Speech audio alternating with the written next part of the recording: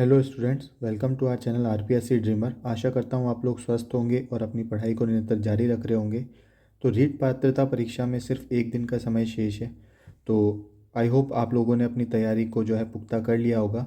अच्छी तैयारी आप लोगों की होगी और आशा करता हूँ कि आप लोग जो है सभी इस एग्ज़ाम को जो है इस पात्रता को क्वालिफाई करके जो मुख्य परीक्षा होगी उसके अंदर बैठेंगे और उसमें जो है अंतिम चयन लेकर आगे आप अपनी सफलता को सुनिश्चित करेंगे। तो मैं अभी इस लास्ट मोमेंट पे आप लोगों के साथ कोई नया मोटिवेशन या ऐसा कुछ देने नहीं आया हूँ। बस मैं आप लोगों को जो लास्ट मोमेंट में जो एग्ज़ाम टिप्स क्या रहती हैं, हमको किस तरीके से उस चीज़ को मैनेज करना है। और मैं जानता हूँ कि लास्ट के मोमेंट पे हमेशा हमें ये रियलाइज़ रहता है कि यार हमारी तैयारी उतनी है या नहीं है। कई बार आपको लगता होगा कि बहुत सारी चीज़ें आप भूल रहे हो बार बार। तो ये एक स्वाभाविक प्रक्रिया है और हर एक स्टूडेंट जो है उसको इस चीज़ का डर हमेशा लगा रहता है। तो आप लोग अपने आप को अलग मत समझिए। जितने भी आप छात्र हैं वो सभी को समान डर रहता है। जब मैं अपनी तैयारी करता था तब मुझे भी का डर रहता था कि कहीं कुछ चीज़ें छूट रही है या फिर कुछ भूल रहा हूँ मैं। तो ये एक सामान्य प्रक्रिया है, किंतु एग्ज़ाम के अंदर आपने अच्छी मेहनत की होती है तो आपको जो है चीज़ें याद रिकॉल होना शुरू हो जाती है। तो ज़्यादा वीडियो को लंबा स्ट्रेच ना करते हुए मैं आप लोगों को अंतिम समय में क्या एग्ज़ाम टिप्स होती है उनके बारे में मेरा अपना पर्सनल एक्सपीरियंस बताऊंगा। इसके साथ साथ पेपर को क्या किस तरीके से हल करना है आपको, वो मैं थोड़ा सा उसका एक ब्रीफ आइडिया आपको दूंगा। और किन किन चीज़ों का आपको विशेष रूप से ध्यान रखना है उसके बारे में मैं आपके साथ थोड़ी सी चर्चा करूँगा। ये मेरा एक ब्रीफ इंट्रोडक्शन है, तो इसको आप देख लीजिएगा। तो लास्ट मिनट स्ट्रेटजी क्या रहनी चाहिए? सबसे पहली चीज़ कि आप कोई भी नया टॉपिक जो है अब नहीं उठाएंगे। यानी कि आपके पास एक दिन का समय बचा है, तो आप लोगों ने जितने भी शॉर्ट नोट्स आपके बनाए गए हों या फिर आपके पास जो रिवीजन के नोट्स आपके पास जो अवेलेबल हैं उनको जितना अधिक से अधिक हो सके उसको रिवाइज करते रहिए। जो टेस्ट आपने लिखे होंगे, आई होप आपने कुछ टेस्ट लिखे होंगे, और नहीं भी लिखे हैं तो भी कोई बात नहीं है। आपने अगर शॉर्ट नोट्स आपके बना रखे हैं या फिर आपके जो अपने नोट्स हैं उसको आप मल्टीपल टाइम्स कोशिश कीजिएगा कि ज़्यादा से ज़्यादा जो है वो रिवाइज हो जाए। और आप एक चीज़ को हमेशा दिमाग में बैठाइए कि ये जो है एक पात्रता परीक्षा है, इसमें आपको जो है 60% यानी कि आपको 90 मार्क्स इसमें लेके आने हैं और अपने को इस एग्ज़ाम को क्वालिफाई करना है। इसका कोई भी आधार जो है, यानी कि आप एक बार इस एग्ज़ाम को क्वालिफाई कर गए तो जो मुख्य परीक्षा होगी उसके अंदर मार्क्स जो हैं आपके मायने रखेंगे। तो हमें सिर्फ इस पात्रता परीक्षा को क्वालिफाई करने पे विशेष फोकस रखना है। तो और हमारी रणनीति भी उसी अकॉर्डिंग होनी चाहिए। इसके अलावा आप रिवीजन पे ज़्यादा से ज़्यादा फोकस कीजिएगा। टेस्ट जो आपने लिखे हैं तो उसके शॉर्ट नोट्स अगर आपने बना रखे हैं तो वेल एंड गुड, उसको आप रिवाइज़ कीजिएगा। नया टेस्ट कोई भी नहीं देना है अब। एक दिन बचा है आपके पास, जितना हो सके आप फैक्ट्स जो हैं, तथ्य जो हैं, फैक्ट्स जो आपने पढ़े हैं उन फैक्ट्स को आप जो है ज़्यादा से ज़्यादा रिवाइज़ कीजिए एक दिन के अंदर। मल्टीपल रिवीजन जैसा कि मैंने बताया आपको अधिक से अधिक रिवाइज़ कीजिए और कीवर्ड्स के ऊपर फोकस कीजिए। कीवर्ड्स का अर्थ ये होता है, मान लीजिए बहुत सारे ऐसे टॉपिक्स होंगे जो आपको याद नहीं है या फिर आप बार बार उसको भूल रहे हैं, तो उसको अंतिम टाइम के अंदर जो है उसको देखने का प्रयास कीजिए कि उन कीवर्ड से जनरली सवाल पूछे जा रहे हैं या नहीं पूछे जा रहे हैं, तो उनको आपको रिवाइज करते रहना है, ठीक है। इसके अलावा अगर आप चाहें तो ये मैं आपको पर्सनली रिकमेंड नहीं करूँगा। 2x की स्पीड पे आप चाहें तो अगर आपके पास मान लीजिए आपका कोई एक ऐसा सब्जेक्ट है जिसका 3 घंटे का मैराथन का वीडियो पड़ा है और वो लगभग 25 सवाल या फिर 30 सवाल के आसपास कैरी करता है, तो आप चाहें तो उसका 2x की स्पीड पे मान लीजिए 1.5 घंटे के अंदर आप उसका रिवीजन जो है कर सकते हैं। यूट्यूब पे बहुत सारे चैनल्स हैं जहाँ पर जो है इससे रिलेटेड मैराथन वीडियोस बनाई गई है रीड की। तो आप किसी भी एक को जो है उस पर 2x की स्पीड पे आप उसको देख लीजिएगा। इसके अलावा मैंने जैसे कि बताया आपको किसी भी नए टेस्ट में अभी आपको एनरोल नहीं होना है, कोई भी नया टेस्ट नहीं देना है। जो आपने पढ़ा है वो सफिशेंट है, अपने आप पे विश्वास रखिएगा, ठीक है। अपने आप पे विश्वास रखिए, जितना कुछ आपने पढ़ा है वो मोर देन सफिशेंट है। और ये जो चीज़ है डर, डर लगता है, जैसे कई बच्चे भी होंगे जिनको ऐसा डर लग रहा होगा कि क्या होगा एग्ज़ाम के अंदर, कहीं क्वालिफाई हुए या नहीं हुए तो। और ये जो डर है एक स्वाभाविक प्रक्रिया है, सबको डर लगता है। किसी भी, चाहे आप किसी भी एग्ज़ाम की तैयारी करें, एंड मोमेंट पे हमेशा हमेशा डर बना रहता है कि क्या पता होगा या नहीं होगा। तो आप एक चीज़ को अपने दिमाग में बिठाइए कि आप अकेले नहीं हैं जिनको डर लग रहा है। इस परीक्षा में बैठने वाले हर एक विद्यार्थी को उतना ही डर है। इसके अलावा जितनी भी परीक्षाओं में जो विद्यार्थी बैठते हैं उसके अंदर ये सामान्य डर होता है। और डर इस बात का प्रमाण है कि आप पढ़े हो।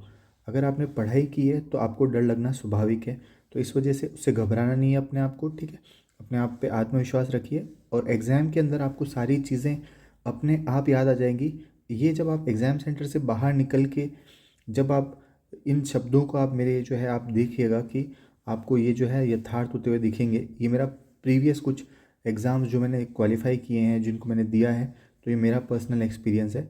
और बाकी आप देख लीजिएगा, आगे आपको इस चीज़ को आप जो है प्रैक्टिकली एक्सपीरियंस भी करेंगे। इसके साथ साथ एग्ज़ाम से पूर्व अपने आप को स्ट्रेस जो है उसको कम से कम रखने की कोशिश कीजिए। अगर आपको ऐसा लगता है कि ये जो डर है ये आपके ऊपर हावी हो रहा है, तो कोशिश कीजिए आप मेडिटेशन करने की कोशिश कीजिए। 10-15 मिनट थोड़ा सा ध्यान लगाइए और पॉजिटिव रहिए। कोई कोई नए विचारों को लाइए, यानी कि जब हमेशा जैसे क्या होता है नेगेटिव थॉट्स आते हैं कि सिलेक्शन नहीं होगा तो क्या होगा, आप उसको रिप्लेस कर दीजिए पॉजिटिव थॉट से कि जब आप सेलेक्ट हो जाएंगे उसके बाद आप क्या करेंगे, कहाँ जाएंगे, कहाँ पोस्टिंग होगी। इन सब चीज़ों के ऊपर आप जो है अपना अपना ध्यान केंद्रित कीजिए। पॉजिटिव सोचिए हमेशा ही, ठीक है। ठीक है, नेगेटिव चीज़ों को, नेगेटिव थॉट्स को हमेशा वाइप आउट करिए। और ये जो एक स्ट्रेस एक सामान्य प्रक्रिया है, जैसा कि मैंने आपको बताया था, सभी विद्यार्थियों को ये होती है। इसके अलावा एक बहुत इंपॉर्टेंट चीज़ है, खाने पर विशेष ध्यान देना है। बाहर का कुछ भी नहीं खाना है, ठीक है, उसको अवॉइड कीजिए 1 से 2 दिन। ओवर ईटिंग से बचिए। कई बार क्या होता है कि जब हम टेंशन में होते हैं तो बहुत ज़्यादा खाना खा लेते हैं, और उससे क्या होता है फिर हमें या तो नींद अधिक आती है या फिर हम जो है कंसंट्रेशन हमारा रिवीजन के टाइम पे बढ़ नहीं पाता है। तो इस वजह से जो है ओवर ईटिंग से बचिए, सीमित खाइए, और फ्रूट्स वगैरह आप पे ज़्यादा ध्यान दीजिए, फ्रूट्स वगैरह खाइए, ठीक है। आप इसके अलावा हाइड्रेशन पर काफ़ी ध्यान दीजिएगा, ठीक है, पानी पीते रहिए टाइम टू टाइम, ठीक है। ये देखिए, अब आपको लग रहा होगा कि ये क्या ज्ञान की बातें हैं, लेकिन ये बहुत छोटी छोटी बातें हैं जो आपको एग्ज़ाम पॉइंट पे जब आप एग्ज़ाम अटैम्प्ट कर रहे होगे ना अपना, तब आपको ये रियलाइज़ होगी। छोटी छोटी चीज़ें होती है, ये कई बार आपके परफॉर्मेंस पे प्रभाव डालती है। 1 से 2 5 नंबर तक आपके कम करवा सकती है, बढ़ा सकती है। और ये आपको तब रियलाइज़ होगा जब किसी एग्ज़ाम को आप मार्जिनली या तो फेल करेंगे या फिर मार्जिनली आप उससे पास होंगे, ठीक है। कॉन्फिडेंट रहिए, खुद पे आत्मविश्वास रखिएगा।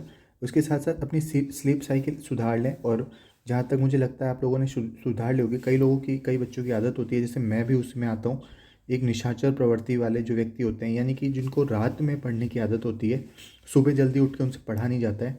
तो हम क्या करते थे, जैसे 4 से 5, बहुत सारे आप में से इससे विद्यार्थी होंगे जो 4 से 5 बजे तक सुबह पढ़ते हैं, उसके बाद वो सोते हैं, ठीक है। तो ये निशाचर प्रवृत्ति अपनी एक बार के लिए एग्ज़ाम तक के लिए सुधार लीजिए, लास्ट के 2-3 दिन में। और आई होप आप लोगों ने सुधार ली होगी। और जिन्होंने नहीं किया है तो वो आज जो है जल्दी सोने की प्रैक्टिस कीजिए, जल्दी सो जाइए आप, और सुबह उठ के कोशिश कीजिए पढ़ाई करने की, ताकि क्या है कि आप जो एग्ज़ाम टाइम का जो फेज़ होता है, जब जब भी एग्ज़ाम होता है हमारा, उस टाइम पे हमारा मैक्सिमम कंसंट्रेशन बढ़ा रहे, ठीक है, बना रहे। फिर आता है एग्ज़ाम के समय क्या करना है। तो एक सबसे पहली चीज़ है, आपको एग्ज़ाम निर्धारित समय से पूर्व पहुंचना है। जो भी 1 घंटा पूर्व अगर बोला है अपने को, तो अपन को 2 घंटे पहले पहुंच जाना है। आप कोई शॉर्ट नोट्स अपने साथ ले जाइए, वहाँ बैठ के पढ़ लीजिएगा, लेकिन ऐसा है कि समय से पूर्व पहुँचिए, ठीक है। दूसरी चीज़, प्रश्न पत्र को पूरा पढ़ना है। अब कई बार ऐसा होता है कि जब आप पेपर पढ़ रहे होते हैं तो आपको मान लीजिए पहले ही पेज खोला आपने और कुछ प्रश्न उसके अंदर दिखे, और अगर आपको वो नहीं आते हैं, मान लीजिए उस मोमेंट पे याद नहीं आते हैं, तो आप क्या हो जाते हो, टेंशन में आ जाते हो, और फिर आप जो है ज़्यादा ध्यान, मतलब आपका इस चीज़ पर रहता है, यार मुझे ये प्रश्न नहीं आया, अब मेरा नहीं होगा, या फिर होगा तो बहुत मुश्किल हो जाएगा। अब ये सब चीज़ें होती है। तो एटलीस्ट एक बार पूरे प्रश्न पत्र को सरसरी निगाह से देख लीजिए। कई बार आपके साथ ऐसा होगा, आपको कुछ मान लीजिए कुछ प्रश्न आपके नहीं आ रहे हैं, होगा जब आप सेकंड अटैम्प्ट उसका देंगे ना, उसके बाद आपको सारी चीज़ें याद आना शुरू हो जाएगी। ये एक ह्यूमन बिहेवियर है, नेचुरल प्रोसेस है। आप ये देखिएगा और आपको रियलाइज़ भी होगा जब आप एग्ज़ाम अटैम्प्ट करेंगे कि ऐसा ही होता है, ठीक है। कई बार होता था, जब मेरे साथ भी होता था कि मान लीजिए पहला ही पेज खोला, उसके कोई भी प्रश्न मुझे नहीं आ रहे हैं, फिर सेकंड पेज से कुछ आने लगते हैं। फिर क्या होता है, जब मैंने पहली बार एक अटैम्प्ट पूरा पेपर कर लिया अपना, जितने मेरे से श्योर था उन सबको मैंने टिक करके और उसके OMR भर दी। उसके बाद जब मैं सेकंड अटैम्प्ट देता था तो बहुत सारे प्रश्न ऐसे होते थे जो मुझे रिकॉल हो जाते थे, जो मैंने पढ़े होते थे और मुझे एग्ज़ाम टाइम पे रिकॉल हो जाते थे, तो उनको मैं उस समय फिर भर देता था। तो ये आपके साथ भी ऐसी ही प्रक्रिया होगी। उसके साथ साथ OMR को आप ध्यान से भरिए। हर एक आधे घंटे के अंदर जनरली एक रूल होता है कि भाई हर एक 30 मिनट्स के बाद जो है एक बार आपने जो प्रश्न किए हैं उन प्रश्नों को आप जो है उसका गोला भर दें, जो आप श्योर हैं, ठीक है। इसके अलावा चूंकि कोई भी नेगेटिव मार्किंग नहीं है आपके साथ, तो आप जो है अटैम्प्ट अपने फुल अटैम्प्ट दें, ठीक है। होता है कई बार जो प्रोबेबिलिटी भी ये कहती है कि भाई मान लीजिए 1/4 तो चांस आपके हमेशा ही रहेंगे, तो 4 में से एक प्रश्न तो आपका सही होगा ही जो आपको नहीं आता है, ठीक है। और इसमें गैस वर्क थोड़ा अच्छे से करिएगा। गैस वर्क यानी कि मान लीजिए आपके पास 4 ऑप्शन है, 4 में से अगर आप कोशिश कीजिए कि भाई एक ऑप्शन ऐसा है जो आप एलिमिनेट कर सकते हैं, ठीक है। एलिमिनेशन की जो तकनीक है, ठीक है, उसको कोशिश कीजिएगा। यानी कि मान लीजिए कुछ प्रश्न ऐसे हैं जिसमें आपको आइडिया नहीं है, बट ये मान लीजिए कि 4 प्रश्नों में, 4 ऑप्शंस में एक ऐसी चीज़ है जिसको आपको लगता है कि नहीं ये तो उत्तर नहीं हो सकता, तो उसको एक्सक्लूड कर लीजिए। 3 में से तुक्का मारने की कोशिश कीजिए तो 1/3 आपके चांसेस बढ़ जाएंगे, यानी कि 3 में से आप एक प्रश्न सही कर लेंगे। तो ये कुछ छोटे छोटे टिप्स थे जिसको मैंने बताया। और पेपर अटैम्प्ट करने की स्ट्रेटजी में आपको हल्का सा आइडिया दे देता हूँ।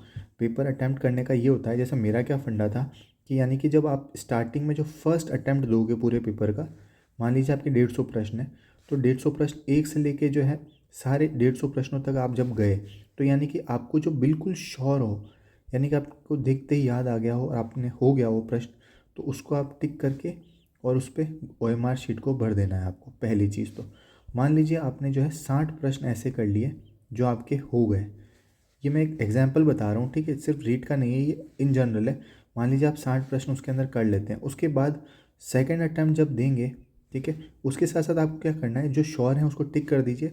और मान लीजिए कुछ प्रश्न ऐसे होंगे जिसमें आप डाउटफुल हैं, यानी कि आपको लगता है कि 2 ऑप्शंस में आपको कन्फ्यूज़न है, तो उसको आप ऐसे स्क्वायर बॉक्स के अंदर रख सकते हैं, ठीक है। जैसे मैं ये करता था कि जिसमें 2 ऑप्शंस, यानी कि इसको मैं करूँगा।